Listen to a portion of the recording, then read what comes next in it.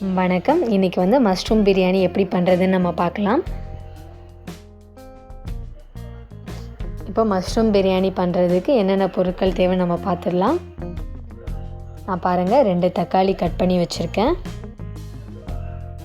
2 teaspoon இஞ்சி பூண்டு paste, ஒரு பச்சை மிளகாய், மஷ்ரூம் கொஞ்சம் பெருசாகவே கட் பண்ணி வச்சுருக்கேன், கொஞ்சம் கொத்தமல்லி தழை புதினா எடுத்து வச்சுருக்கோம், 2 teaspoon garam masala, 1 teaspoon chilli powder, பட்டை கிராம்பு ஏலக்காய், அப்புறம் 2 பெரிய வெங்காயம் நறுக்கி வச்சுருக்கேன், 2 டீஸ்பூன் தயிர், அப்புறம் பாஸ்மதி ரைஸ் 2 கப் ரைஸ் ஊற வச்சுருக்கேன் ஒரு மணி நேரம்.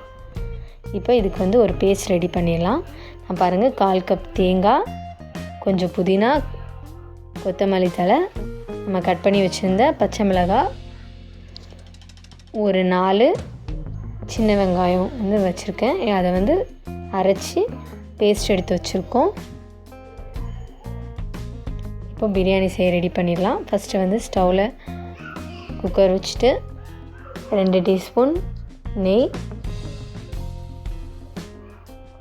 2 டீஸ்பூன் எண்ணெய் ஆட் பண்ணிடலாம்.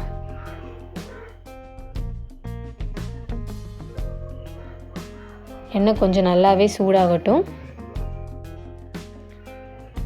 சூடானது நம்ம எடுத்து வச்சுருக்க பட்டை கிராம்பு ஏலக்காய் பே லீஃப் எல்லாமே ஆட் பண்ணிடலாம்.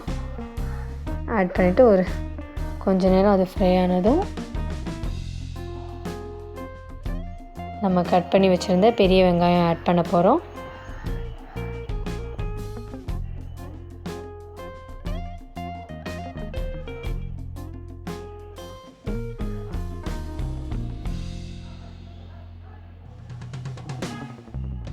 பெரிய வெங்காயம் ஆட் பண்ணிவிட்டு கொஞ்சம் நல்லா வதக்கிக்கோங்க. ஓரளவு வதங்கட்டும். ஃபஸ்ட்டு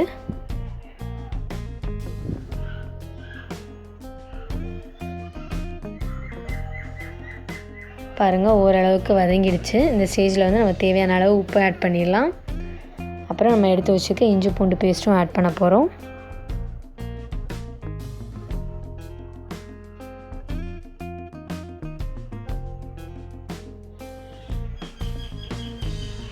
பாருங்கள், இஞ்சி பூண்டு பச்சை வாசம் போகிற வரைக்கும் நல்லா வதக்கிக்கோங்க.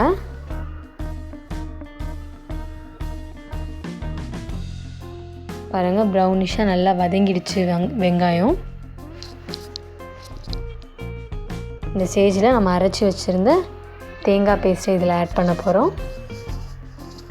தேங்காய், கொத்தமல்லி, புதினா, சின்ன வெங்காயம், பச்சை மிளகாய் சேர்த்து ஆட் பண்ண அரைச்ச பேஸ்ட்டை இதில் ஆட் பண்ணி தேங்காய் பச்சை வாசனை போகிற வரைக்கும் கொஞ்சம் நேரம் வதக்கிக்கோங்க. பாருங்கள், ஓரளவுக்கு நல்லாவே வதங்கிடுச்சு. இந்த ஸ்டேஜில் நம்ம எடுத்து வச்சுருக்க மசாலா ஆட் பண்ணிடலாம்.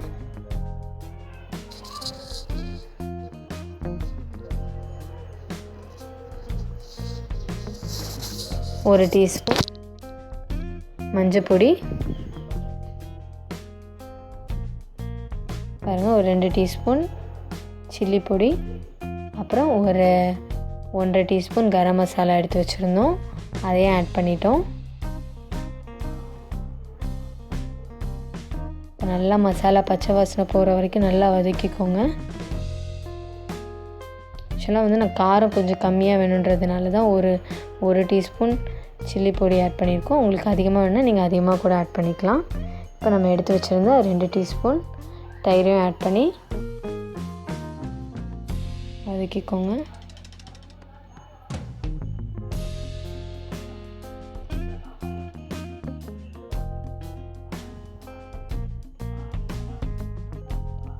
பாருங்கள், இப்போ எல்லாமே நல்லாவே வதங்கிடுச்சு. இந்த ஸ்டேஜில் நம்ம கட் பண்ணி வச்சுருக்க தக்காளி ஆட் பண்ணிடலாம்.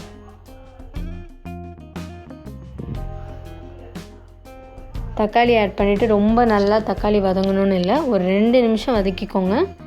ஓரளவுக்கு வதங்கணுன்னே நம்ம அடுத்த இன்க்ரீடியன்ட்ஸ் ஆட் பண்ணிடலாம்.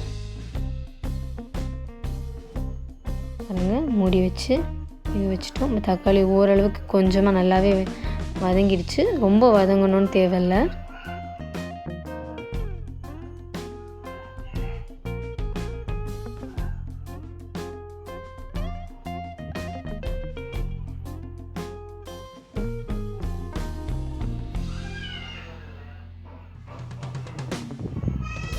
இந்த ஸ்டேஜில் நம்ம கட் பண்ணி வச்சுருந்த மஷ்ரூம் மொத்தமாக ஆட் பண்ணிடலாம்.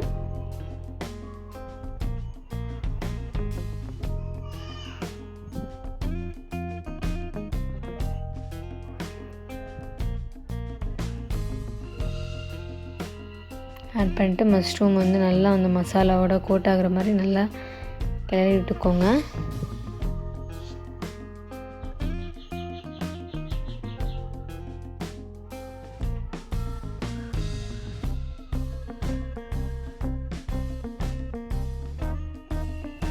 இப்போது நம்ம தண்ணி ஆட் பண்ணிடலாம். நான் பாருங்கள் 2 கப்பு அரிசி எடுத்துக்கிறேன், 4 கப் தண்ணி ஆட் பண்ணுறேன்.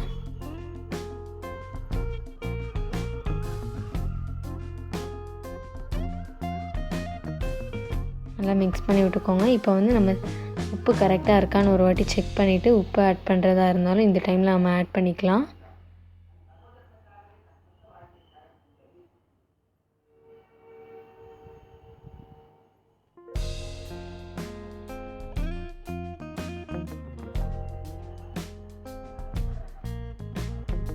இப்போ மூடி வச்சு இந்த தண்ணி நல்லா கொதிக்கிற வரைக்கும் மூடி வச்சு வேக வச்சிடலாம். பாருங்கள் நல்லா கொதிச்சிருச்சு.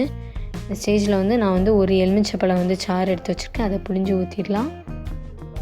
பாருங்கள் எலுமிச்சப்பழ சாறு ஊற்றிட்டோம். இப்போ வந்து இன்னொரு வாட்டி கிளறி விட்டுட்டு நம்ம அரிசி போட்டுடலாம். கொத்தமல்லி தழை புதினா கட் பண்ணி வச்சுருக்கதை நம்ம போட்டுருவோம். போட்டு ஒரு வாட்டி கிளறி விட்டுக்கோங்க.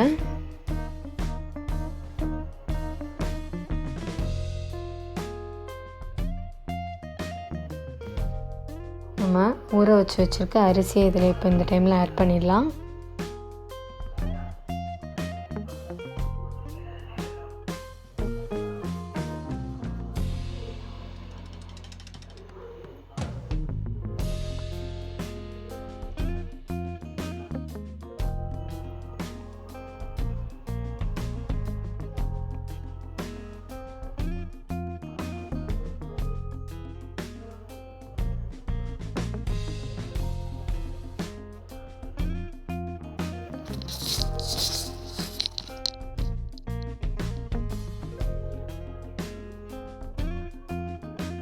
நல்லா மிக்ஸ் பண்ணி விட்டுக்கோங்க.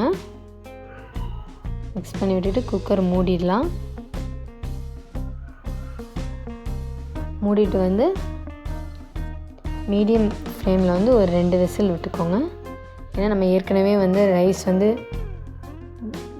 ஊற வச்சுருக்கனால 2 விசில் போதும். பாருங்கள் 2 விசில் விட்டுடுச்சு. ஓப்பன் பண்ணிட்டோம். ரொம்ப நல்லாவே வந்திருக்கு பிரியாணி. லைட்டாக கிளறி விட்டு பார்க்கலாம் ரைஸ்லாம் எவ்வளோ உதிரி உதிரியாக வந்திருக்குன்னு. பாருங்கள் ரைஸ்லாம் ரொம்ப எந்த ரைஸுமே ஒட்டலை. பாருங்கள் உதிரி உதிரியாக பார்க்கவே ரொம்ப நல்லா இருக்குது.